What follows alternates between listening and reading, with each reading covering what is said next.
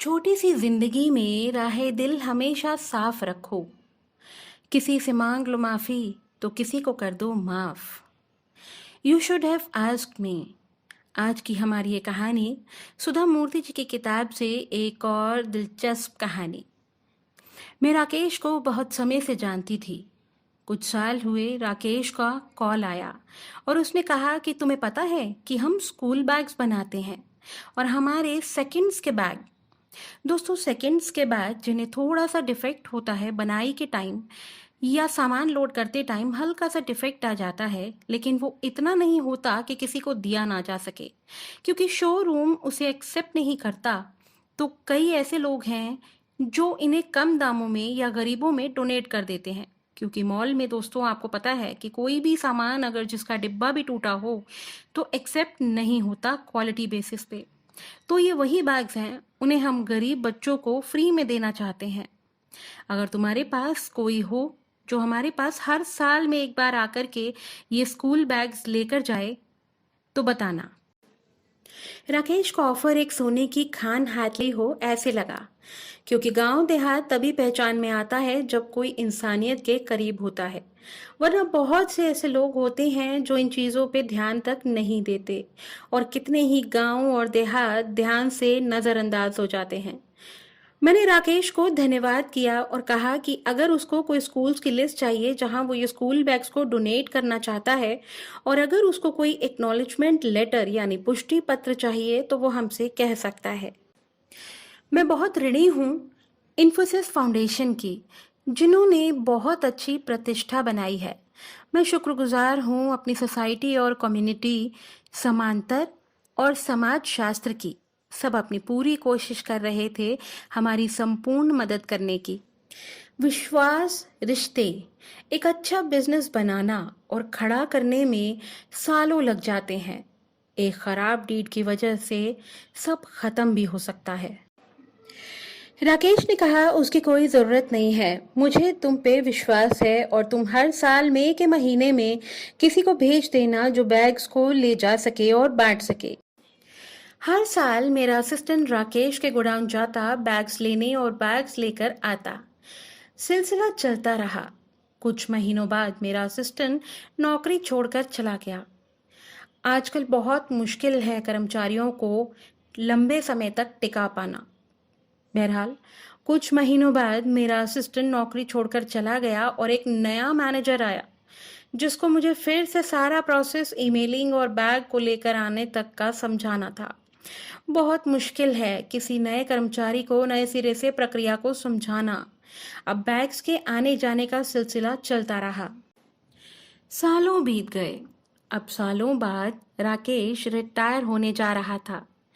उसका कॉल आया कि आज मेरी रिटायरमेंट है। आज से मेरा दामाद भरत काम संभालेगा और डोनेशन का काम उसी तरह चलता रहेगा, कुछ भी बदलाव नहीं होगा।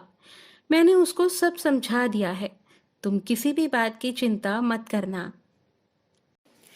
मैंने राकेश को उसके रिटायरमेंट की बधाई दी और रिटायरमेंट के लिए अपनी शुभकामनाएं दी।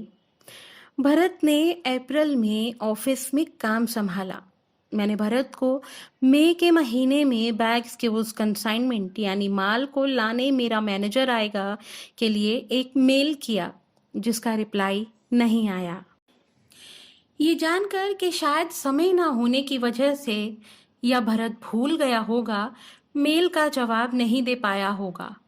हर बार की तरह मेरा मैनेजर राकेश के ऑफिस पहुंचता है और सामान गाड़ी में लोड करवाता है और रवाना होने ही वाला था कि भरत ने मेरे असिस्टेंट को बुलाकर बोला कि आप सामान नहीं ले जा सकते हो और आपने जो सामान लोड करवाया है आप नीचे उतरवा दीजिए।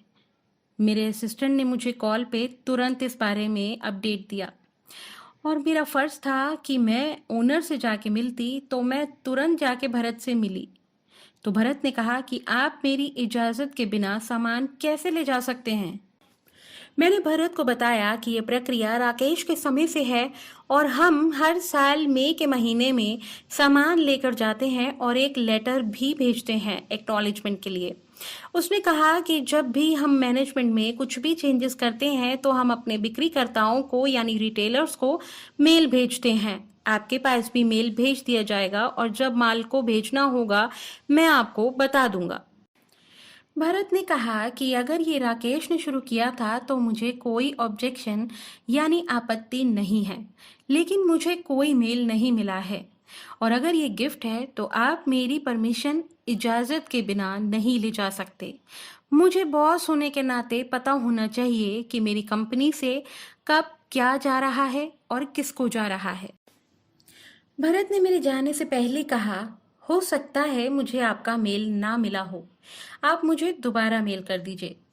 वापस आकर मैंने अपना मेल बॉक्स चेक किया तो मुझे पता चला कि भरत को मेल मिल चुका था और भरत मुझसे झूठ बोल रहा था।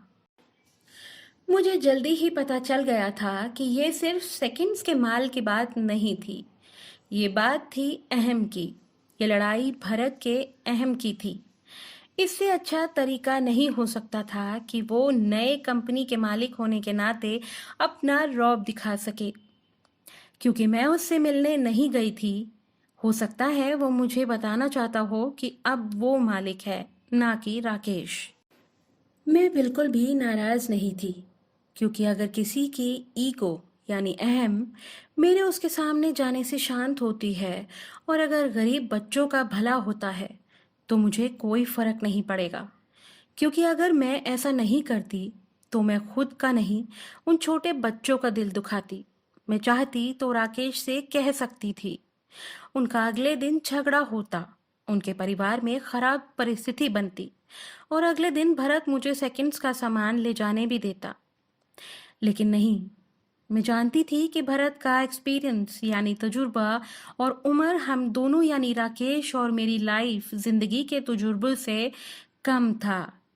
तो इसलिए मैंने कुछ नहीं कहा और अगले दिन एक मेल आया कि सॉरी मैम, आपका मेल मुझे अभी मिला, आपका असिस्टेंट आ सकता है सामान लेने। और भरत ने मुझे कभी सॉरी नहीं बोला, जबकि मैं उससे काफ़ी बड़ी थी। उम्र दराज व्यक्ति में काफ़ी ठहराव और समझदारी होती है। उसके स्वभाव में वो हठीपन और अकड़ नहीं होती। तभी मैंने भरत से कहा, सॉरी भरत, तकलीफ के लिए माफ़ी चाहते हैं।